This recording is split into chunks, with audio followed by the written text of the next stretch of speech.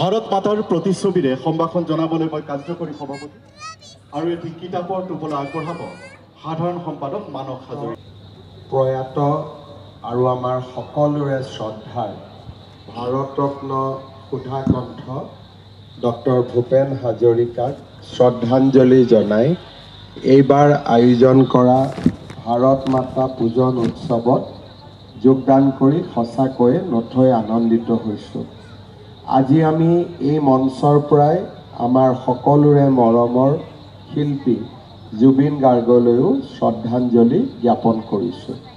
ভাৰত মাতা পূজন প্ৰতি বছৰে আমি অনুষ্ঠিত কৰোঁ প্ৰজ্ঞাৰ উদ্যোগত, আৰু এই ভাৰত মাতা পূজনে আমাক সকলোকে ৰাষ্ট্ৰৰ প্ৰতি সমৰ্পিত হৈ ৰাষ্ট্ৰৰ হকে কাম কৰিবলৈ প্ৰেৰণা যোগায়।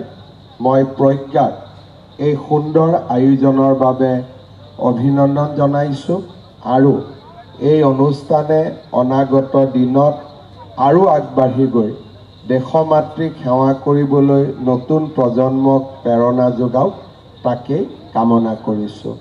ভাৰত মাতা কি জয়।